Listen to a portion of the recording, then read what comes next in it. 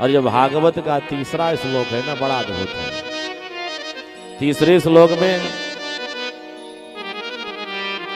लोगों ने व्यास जी से पूछा ये भागवत क्या है, तो व्यास जी महाराज ने बड़ा सुंदर सा उपदेश दिया कि भागवत क्या, ध्यान देकर के सुनिए। जितने लोग यहाँ बैठे हैं, अगर आपसे पूछ लिया जाए ये भागवत क्या है, तो जो बेचारे ज्यादा धार्मिक होंगे, खूब कथा भागवत पुराण आदि का अध्ययन करते होंगे, श्रवण करते होंगे, वो कहेंगे महाराज ये 18 पुराण में एक पुराण है भागवत महापुराण।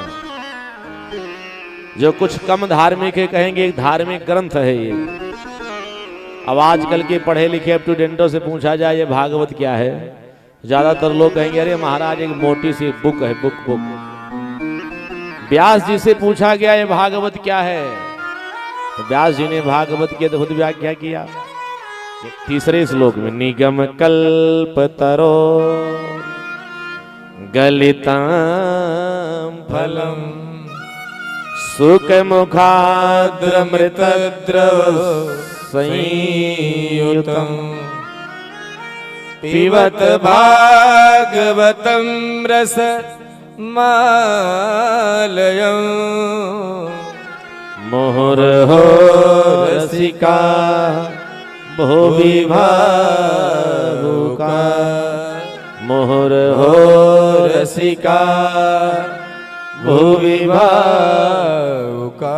जब व्यास जी से पूछा गया ये भागवत क्या है, तो व्यास जी कहते निगम कल्प तरोर गलितम फलम, ये वेद रूपी वृक्ष का जो पका हुआ फल है ना, उसी फल का नाम है भागवत महापुराण। याद रखना, वेद रूपी वृक्ष का जो फल है, यानी आम का जो वृक्ष है वो है वेद। बहुत ध्यान देकर के सुनिए, अब आम के वृक्ष से निकलने वाला जो आम का फल है वही फल है श्रीमद् भागवत महापुराण। निगम कल्प तरोर गलितम फलम।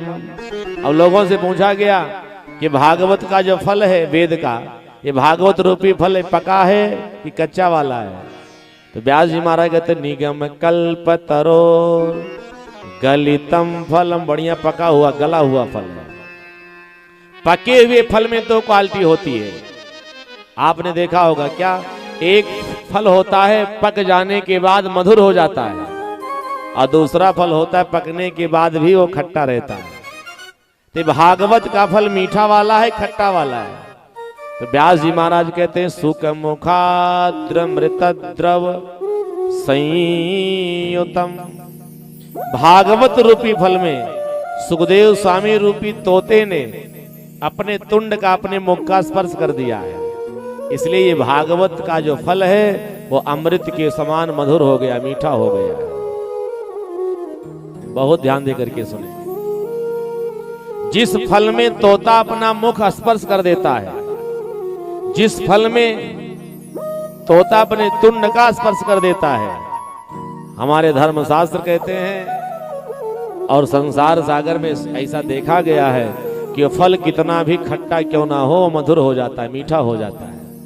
इसलिए बहुत मीठी बात बताऊं, अगर विश्वास ना हो तो किसी आम के बगीचे में जाना, और जब आम के बगीचे में सबसे खट्टा वाला आम का पेड़ हो ना, उसके नीचे जाके 2, 4 से 10 दिन बैठना, और उसी खट्टे वाले वृक्ष पर कोई तोता कहीं से आ गया, खट्टे वाले फल पर अपने तुंड का मुख का स्पर्श कर दिया, तो खट्टा फल भी सजनों तोते के जूठन होने के कारण मधुर हो जाता है, मीठा हो जाता है। हमारे गांव में कहा जाता है ना भैया, अरे तोते का जूठा जो होता है ना वो कभी खट्टा होता ही नहीं है। बोले भक्तवत्सल भगवान की। तो भागवत रूपी फल में सुखदेव स्वामी रूपी तोते ने अपने मुख का स्पर्श कर दिया, इसलिए ये फल अत्यंत मधुर हो गया, मीठा हो गया। सुख मुखा द्रमृत द्रव संयुतम। तो फल को क्या किया जाए, तो भागवतकार कहते पीवत भागवतम रसमालयम, भागवत रूपी फल का पान करो, पियो। ये नहीं लिखा गया कि भागवत रूपी फल को सुनो, सुनने की बात नहीं, पियो, पीने की बात कही जा रही है। क्योंकि अगर सुनने की बात कही जाती की जाती तो यहां पर पीवत ना लिखा जाता, फिर यहां लिखा जाता श्रृणवतु भागवतम रसमालयम, भागवत कथा सुनो। लेकिन सुनने की बात नहीं, भागवत कथा पियो। पीने की बात क्यों की जा रही है, क्योंकि सुनने में पीने में एक अंतर होता है। कभी कभी होता क्या है कि हम आप सब किसी की सुनी हुई बात, कही हुई बात इस कान से सुनते हैं तो इस कान से निकाल देते हैं। सुनने में खतरा होता है, कहीं हम सुनेंगे तो इधर से निकल न जाए। लेकिन अगर कोई सामग्री हम पी लेंगे तो पूरा हमारे शरीर के एक एक रोम में अपना असर जमा दिखाएगी। बोले भक्तवत्सल भगवान की। तो भागवत कथा सुनना नहीं है, पीना है। पीने का तात्पर्य यह है कथा इसे सुनो कि उसको अपने जीवन में धारण करो, जीवन में उतारने का प्रयास करिए। एक बहुत मधुर मीठी बात बताऊं, भगवान की पावन मंगलमय कथा एकाग्रचित्त होकर के सुने और उसको अपने जीवन में धारण करें। और इस कान से सुन करके इस कान से निकाल देंगे ना तो कथा सुनने का कोई फल मिलेगा नहीं। एक कहानी याद करके जाना यहाँ से, क्या खोदा पहाड़ और निकली चूहिया। बोले भक्तवत्सल भगवान की। 3 घंटे गर्मी के महीने में आकर के इस पांडाल में आप केवल अपने शरीर को कष्ट दे रहे हो। यहां से मिलेगा कुछ नहीं। क्यों नहीं मिलेगा? क्योंकि आप इस कान सुन करके इस कान से निकाल दिए। यहां से मिलेगा तब जब कथा सुन करके उसको अपने जीवन में धारण करोगे तब।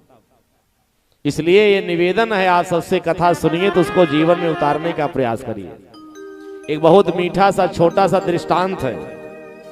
एक स्वर्णकार मूर्ति बनाने वाला एक कारीगर भगवान श्री कृष्ण की पीतल की 2 मूर्ति बनाया। दोनों मूर्ति की वजन एक बराबर, लंबाई चौड़ाई एक बराबर, सुंदरता एक बराबर।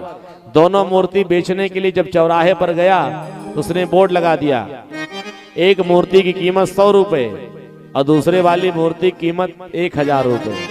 लोगों ने कहा देखने में दोनों मूर्ति एक जैसे, वजन भी एक जैसे, सुंदरता एक जैसी, तो एक की कीमत 100 रुपए दूसरे की 1000 क्यों? उस मूर्तिकार ने कहा थोड़ा सा अंतर है, ढूंढिए।